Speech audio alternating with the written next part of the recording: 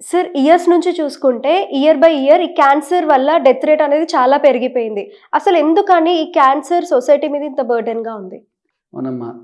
Last 10 ఇయర్స్‌గా చూసుకుంటుంటే every year క్యాన్సర్‌తో diagnose అయ్యేవాళ్ళ సంఖ్య ఎక్కువగా ఉంటుంది. అలాగే క్యాన్సర్‌తో సఫర్ అయ్యేవాళ్ళ సంఖ్య, అలాగే క్యాన్సర్‌తో మరణించే వాళ్ళ సంఖ్య ఎక్కువగా ఉంటుంది. అంటే ప్రతి సంవత్సరం క్యాన్సర్ కేసెస్ ఎక్కువ అవుతున్నాయి. అలాగే ప్రతి 10 ఇయర్స్‌కి ఒకసారి క్యాన్సర్ రేట్ డబుల్ అవ్వటం జరుగుతోంది. ముఖ్యంగా ఈ మధ్యకాలంలో చూసుకుంటే అంటే లాస్ట్ 20 ఇయర్స్‌గా చూసుకుంటే యంగ్ పాపులేషన్‌లో క్యాన్సర్ కేసెస్ చాలా ఎక్కువగా వస్తున్నాయి. అది కాకుండా మోస్ట్ ఆఫ్ ద కేసెస్ చాలా అడ్వాన్స్ స్టేజ్‌లో డయాగ్నోస్ అవుతున్నాయి. అంటే ఒక విధంగా చెప్పుకోవాలంటే క్యాన్సర్ అనేది లీడింగ్ కాజ్ ఆఫ్ డెత్ అని చెప్పుకోవచ్చు. అంటే మనం ఎర్లీ 50s, 60s చూసుకుంటే అప్పట్లో చాలామంది ట్యూబర్క్లోసిస్‌తో, హెచ్ఐవితో, తర్వాత కార్డియాక్ డిసీజ్‌తో చనిపోయేవాళ్ళు. కానీ ఇప్పుడు లాస్ట్ 20 ఇయర్స్ నుంచి క్యాన్సర్ అనేది లీడింగ్ కాజ్ ఆఫ్ డెత్ అని చెప్పొచ్చు. ఇది కాకుండా మన కంట్రీలో most of the cases 3rd stage, 4th స్టేజ్‌లో డయాగ్నోస్ అవుతున్నాయి.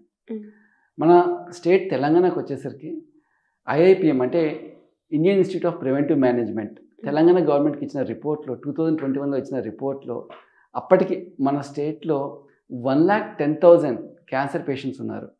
వాళ్ళలో 48,000 అంటే almost half patients, 50% of patients newly diagnosed cases. అలాగే వీటిల్లో ఈ న్యూలీ డయాగ్నోస్డ్ కేసెస్లో 30% of cases female cases.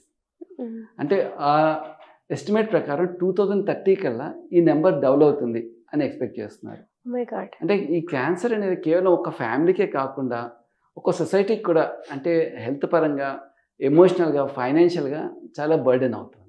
Okay sir, ఈ రోజుల్లో చూస్తున్నాం కదా, వాళ్ళ లైఫ్ స్టైల్ వల్ల లేదా ఏమైనా ప్రాబ్లమ్స్ వల్ల చాలా మంది యూత్ ఎలా అయిపోతున్నారు అంటే మెంటల్ హెల్త్ ఇల్నెస్ తోటి ఉంటున్నారు సార్. ఈ మెంటల్ హెల్త్ ఇల్నెస్ వల్ల ఏమన్నా క్యాన్సర్ వచ్చే ఛాన్సెస్ ఉన్నాయి అని అంటారా మీరు?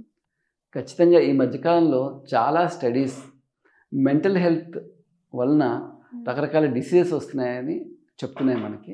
ముఖ్యంగా క్యాన్సర్ కూడా వచ్చే అవకాశం ఉంది. అంటే ఇందాక మనం చెప్పుకున్నట్టుగా కొన్ని ఫ్యాక్టర్స్ ఉంటాయి. అంటే ట్యూమర్ సప్రెసర్ ఫ్యాక్టర్స్, అంటే మన ఇమ్యూనిటీ మెయింటైన్ చేసే ఫ్యాక్టర్స్ ఉంటాయి. సో ఈ నెగిటివ్ మెంటల్ హెల్త్ వలన ఖచ్చితంగా ఇమ్యూనిటీ తగ్గుతుంది. అంటే ముఖ్యంగా యాంగర్, రిసెంట్మెంట్, డిప్రెషన్, అలా డిఫరెంట్ నెగిటివ్ ఎమోషన్స్ మనలో పెట్టుకోవటం మూలంగా బాడీలో ఒక రకమైనటువంటి ఇమ్యూన్ సప్రెషన్ కండిషన్ అనేది డెవలప్ అవుతుంది. అందుకే చాలామంది ఈ మధ్యకాలంలో పాజిటివ్ మెంటల్ హెల్త్ గురించి మాట్లాడుతున్నారు. ఇది కాకుండా స్ట్రెస్ఫుల్ లైఫ్ స్టైల్ ఈ మధ్య చూస్తున్నాం. ఈవెన్ యంగ్స్టర్స్ నుంచి పెద్దవాళ్ళ దాకా అందరికీ రకరకాల రీజన్స్ మూలంగా స్ట్రెస్ఫుల్ లైఫ్ స్టైల్, అంటే అది స్టడీస్ అవ్వచ్చు, జాబ్ అవ్వచ్చు, ఫైనాన్షియల్ రీజన్స్ అవ్వచ్చు, ఏ రీజన్ అయినా సరే చాలామంది స్ట్రెస్కి గురవుతున్నారు. స్ట్రెస్ కూడా ఇమ్యూన్ లెవెల్స్ తగ్గిస్తుంది. అది కాకుండా స్లీప్, చాలామంది తక్కువ టైం పడుకుంటున్నారు. అంటే వర్క్ మూలంగా కానీ, వేరే రీజన్స్ మూలంగా కానీ, ప్లస్ ప్రొలాంగ్ మొబైల్ టైం మూలంగా కానీ స్లీప్ డిప్రివేషన్ కూడా ఖచ్చితంగా ఇమ్యూనిటీని తగ్గిస్తుంది. ఇది కాకుండా ఇంకా important factor sedentary life style. చాలామంది యాక్టివిటీ చేయట్లేదు, ఎక్సర్సైజ్ చేయరు. ఎక్కువ మంది డే టు డే చేసే పనులే ఉన్నాయి కదా అనుకుంటారు, కానీ ఖచ్చితంగా ఎక్సర్సైజ్ చేయాలి. సో సెడెంటరీ లైఫ్ స్టైల్ కూడా క్యాన్సర్కి ఒక కారణం చెప్పుకోవచ్చు. ఓకే, అంటే ఎలాంటి ఎమోషన్స్‌నైనా, ఎలాంటి ఫీలింగ్స్‌నైనా ఓవర్‌గా చూపించొద్దు. బ్యాలెన్స్డ్ లైఫ్ మెయింటైన్ చేయడం ఈజ్ ఇంపార్టెంట్. అంటే అది ఇంకా డెఫినెట్లీ టేక్ హెల్ప్.